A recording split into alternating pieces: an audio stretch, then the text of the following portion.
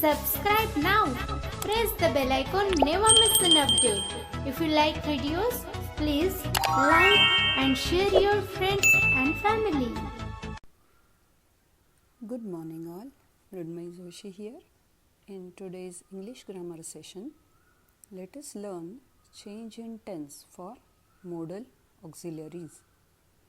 नमस्कार, मृण्मयी जोशी बोलते आहे.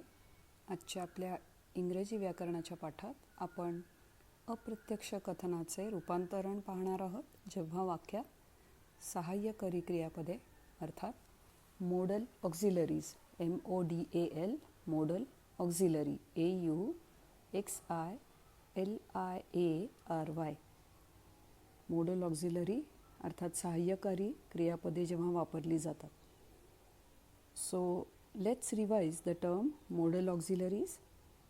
Modal auxiliaries are helping verbs, HELPING verbs, VERBs. They are used before main verbs to express ability, ABILITY, possibility, certainty, CERTAINTY, suggestion, permission, obligation, and so on. They cannot stand on their own and are always used with main verbs. तर आज आपण modal auxiliaries अर्थात सहाय्यकारी क्रियापदे जी असतात ती जेव्हा वाक्यात वापरली जातात तेव्हा रिपोर्टेड स्पीच चं मध्ये रूपांतरण कसं करायचं ते पाहणार आहोत.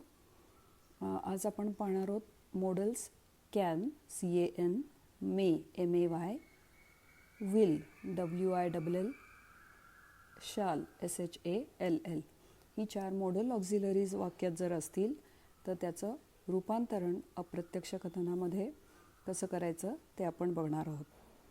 आता आपण कॅन, मे, विल आणि शाल ही सहाय्यकारी क्रियापदे असं म्हणतो, म्हणजेच मुख्य क्रियापदांबरोबर त्याचा वापर होतो. For example, can write, may ask, will leave, shall speak. इथे एकत्र वापरावी लागतात, स्वतंत्र त्यांचं अस्तित्व नसतं. So now in reported speech modal auxiliaries can, may, will, shall all change to the past tense. थोडक्यात बॅकशिफ्टमध्ये ती त्याचं रूपांतरण होतं. आपण आता पहिलं बघूया मोडल कॅन CAN. कॅन म्हणजे करू शकणे, देऊ शकणे, शक्यता किंवा पॉसिबिलिटी जे दर्शवतं ते. वाक्य बघूया. He said, comma, quotes, I can give you a lift, full stop, quotes complete.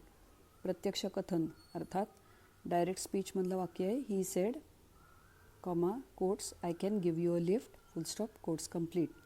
Now how can you convert it to reported speech? It will be like this. He said that he could give me a lift. कॅनचं जेव्हा रूपांतरण केलं आपण reported स्पीचमध्ये तेव्हा बॅकशिफ्ट केलं, अर्थात ते क्रियापद can जे होतं ते पास्ट टेन्समध्ये नेलं. कॅनचं झालं कुड. So he said that he could give me a lift. दुसरं बघूया मे MAY. मे पण शक्यता दर्शवतं. वाक्य आहे quotes, it may rain, full stop, quotes complete, Neha said. It may rain, Neha said. तर त्याचं रूपांतरण कसं होतं. Neha said that it might rain, MIGHT might. So may change to might. इथेही बॅकशिफ्ट झालं, रिपोर्टेड स्पीचमध्ये पास्ट टेन्समध्ये नेलं आपण वर.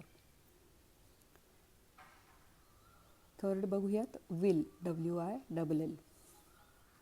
विल हे बरेचदा दृढ इच्छा जेव्हा असते तेव्हा वापरलं जातं. वाक्य बघूया. जया सेड, कॉमा, कोट्समध्ये, I will buy the book, full stop, quotes complete. Will हे आपण मोडल ऑक्झिलरी इथं वापरलेलं दिसतं आहे. तर त्याचं रूपांतरण कसं होईल. Jaya said that she would buy the book, WOULD. विलचं झालं would. Jaya said that she would buy the book. Full stop. So will change to would. आता चौथं बघूयात. शाल, SHALL, शाल. पॉसिबिलिटी आहे भविष्य काळातली. वी शॅल रीच अर्ली कोट्समध्ये comma father said. We shall reach early father said. त्याचं रिपोर्टेड स्पीच होईल father said that we should reach early. शॅलचं झालं शुड. तर थोडक्यात ही चारही जी मॉडेल्स होती, कॅनचं झालं कुड, मेचं झालं माईट, विलचं झालं वुड, शालचं झालं शुड इन रिपोर्टेड स्पीच. इतर जी दोन मॉडल ऑक्झिलरीज आहेत जी बरेचदा वापरली जातात, for those modals there is no back shift of tense. दोन बघूयात उदाहरणं आपण. मस्ट आणि माईट ही दोन्ही मॉडेल्स जी आहेत त्यांचं रिपोर्टेड स्पीचमध्ये रूपांतरण केल्यानंतर ती तशीच राहतात. फॉर एक्झाम्पल आपण मस्टचं बघूया. Must shows compulsion. Anu said comma कोट्समध्ये they must stay full stop quotes complete. Anu said they must stay. तर when you convert it to reported speech it becomes Anu said that they must stay. So there is no change in tense. मस्टचं मस्टच राहिलं. Next we will see might, MIGHT. Might also remains same. Might म्हणजे कदाचित. So let's see a sentence. It might be a good idea to stay. Quotes.